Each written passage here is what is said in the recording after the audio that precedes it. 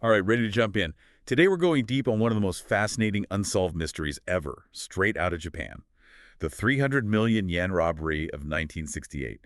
It all went down in 1968 Japan, a society kind of stuck between the old ways and the new, and still totally hooked on cash. It really is wild how this whole thing basically forced Japan to go cashless. What a side effect. Right. And it's like, okay, maybe lugging around piles of yen isn't so smart after all. But okay, rewind time. We're talking a seriously bold robbery, a blue-collar payday gone wrong, and clues that lead to, well, nowhere. Think about it. We're talking 10 billion yen in today's money. Adjust for wage differences, and it's more like a crazy 20 billion. The sheer amount is mind-blowing, but the characters are even better. We got a bank manager about to lose it, unsuspecting bank employees about to have their day flipped upside down, and a brave motorcycle cop who, well, let's just say things ain't what they seem. Oh, and it gets even wilder. Multiple crime scenes, abandoned getaway cars everywhere, and enough red herrings to open a seafood market. The planning, the guts to pull it off. It's almost funny, like they were playing a game with the cops, leaving behind clues that only lead to more questions. Okay, so let's break down the heist itself. It all kicks off with a threat, right? A letter demanding a surprisingly small amount of cash. Almost polite, yeah. But it was all a trick, a way to make the police think it was small time. Totally. They set up this pattern of nothing burger threats, training the authorities to expect a predictable, tiny stakes scenario. Misdirection 101. Everyone's focused on the small stuff while the big score slips right past. Okay, so picture this. An armored car, loaded with 3 safes, stuffed with cash, driving down the road, on its way to spread some holiday cheer at a Toshiba factory. Bonus time. Year-end bonuses, all in Right. cash. Can you even imagine that now? Back then, it was just how things were done. For real. But back to the action. All of a sudden, a motorcycle cop appears out of nowhere and flags them down. And this is where it gets really good. The cop, riding a Yamaha, tells the driver he got a tip. The bank manager's house, boom, exploded. And guess what? There's another bomb ticking away, strapped right to their truck. Talk about a bad day. I mean, anyone would freak out. It's straight out of an action movie. They bail out of the truck, watching as this hero cop crawls underneath to check things out, and then bam, smoke bomb. That smoke bomb wasn't just for show. It was all calculated to create chaos and buy the thief precious time. Oh, absolutely. Everyone's choking, stumbling around, thinking they're about to go up in smoke. And the cop casually jumps into the armored car and vanishes, leaving behind a cloud of smoke and a whole lot of confusion. It's almost elegant how simple it is. And get this, the witnesses. Yeah. They actually described the cop as brave. Talk about adding insult to injury. Right. Oh, officer, thanks for saving us. Oh, and by the way, have you seen our truck full of cash? It wasn't until the smoke literally cleared that they realized something was seriously wrong. First off, the smoke bomb was still sitting in the same spot, meaning the truck never actually blew up. And the motorcycle, it wasn't a police-issue Honda. It was a Yamaha. Wait, they didn't even use the right motorcycle. That's either super lazy or super brilliant. I'm thinking brilliant. It's the kind of detail you miss when you're in a panic, especially with a convincing act and a well-timed smoke bomb. Okay, yeah, good point. So the alarm bells finally start ringing, the bank confirms there was no bombing, and the police are scrambling to catch this guy. Within 20 minutes, all of Tokyo's locked down. They're feeling pretty good about it, too.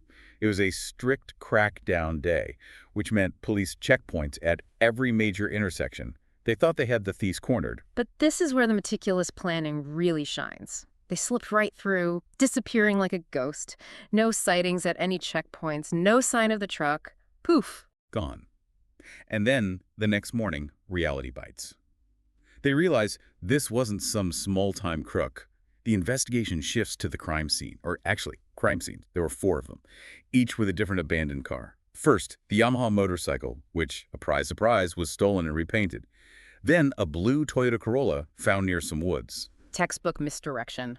They knew exactly how the police would react, leaving a trail of false leads every step of the way. And get this, the police actually tried on the suspect's helmet at the scene. Can you believe that? Talk about messing up the evidence. Rookie mistake, and a big one. Valuable forensic evidence, potentially compromised. It just shows that even in a huge investigation like this, human error can really screw things up. Then there's a green Corolla, ditched near a high school. And finally, a dark blue Corolla parked in an apartment complex. This one was the jackpot. It had the stolen safes. Okay, so let's try and figure out what they did. They ditched the armored car in the woods, hop into the blue Corolla, then they drive to the apartment complex, transfer everything to the green Corolla, ditch the blue one, and leave the safes behind as a distraction. Hold on, why leave the safe? That doesn't make any sense. Ah, but it's a brilliant mind game. By leaving the safes, they create this illusion that the heist is over, that they've reached their final destination. It buys them time, throws off the scent, and makes it look like a local operation. Sneaky, but it gets weirder. In that same parking lot, they also found 3 more stolen cars, all covered with cloth. But here's the kicker. The knots used to tie the cloths were different, like multiple people were involved. It's like they were practically begging the cops to think it was a group. To stir the pot even more, they found a woman's earring in one of the stolen cars. Classic misdirection, sending the police on a wild goose chase. Talk about a dead end. They had a mountain of evidence. Yeah. Over 120 pieces spread across 4 different spots. You'd think they'd have solved it in a snap. But remember those ransom letters? Ah, yes, the letters. Handwritten notes and words carefully cut and pasted from magazines. Another clue. They checked the postage stamps, found saliva, and guess what?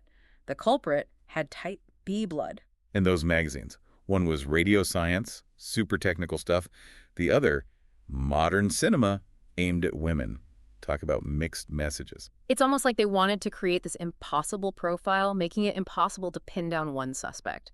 Brilliant, but super frustrating. They were practically throwing clues at the cops, but in a way that just made things more confusing. Right, it's like they were saying, hey, over here, no, wait, over there, we're everywhere and nowhere. Exactly. They created this storm of information, making it impossible to tell what was real and what wasn't. It was misdirection on a whole other level. So with all these fake-outs and dead ends, you'd think the case had gone ice cold.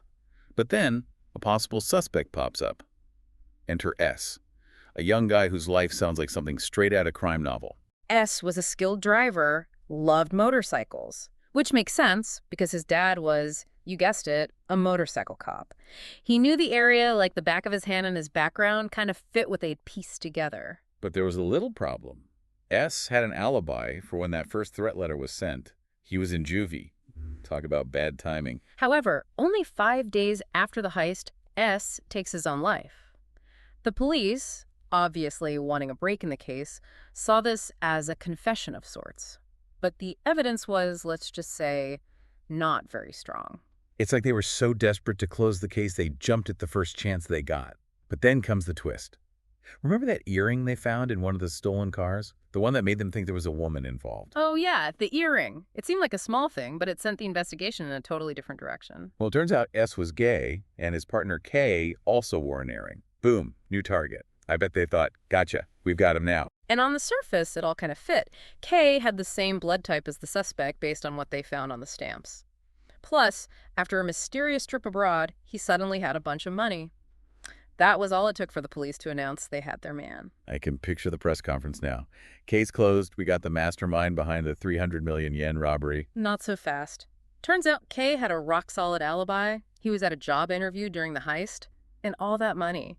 He had a generous sugar daddy overseas. Talk about awkward. The police went from case closed to back to square one, faster than you can say 300 million yen. It's crazy how this case is packed with twists and turns. They were so eager to solve it, but mixed with societal biases, they messed up big time. K, though totally innocent, lost his job, his family, and eventually his will to live. He took his own life years later, a victim of circumstance and a botched investigation. It's a harsh reminder that these crimes have real consequences, not just for the victims, but for anyone caught in the middle. But the story doesn't end there. The statute of limitations expired in 1975, leaving the case unsolved and the money missing. And like any good mystery, a bunch of people came forward saying they did it, hoping to be famous for a minute, but none of them knew the details that only the real thief would know, like how they lit that smoke bomb, for example. It's like they forgot that to lie convincingly, you got to know the truth. But what's even weirder is how the public reacted. No one was really angry. Nobody was demanding justice. It all comes down to the culture back then. No one got hurt, and the insurance company covered the loss. People almost admired the thief's guts, how they outsmarted everyone. It was like a victimless crime, a Robin Hood story. And let's be real, there's something kind of cool about a perfectly pulled off heist, especially when it stays unsolved. It makes you wonder, who was this guy? Did he ever get to spend the money? Is he even alive? The 300 million yen robbery is like a legend in Japan. It's inspired tons of books, movies, TV shows.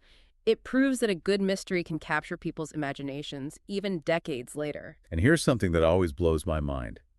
There were other things in those safes, things only the thief would know about, details they never told the public.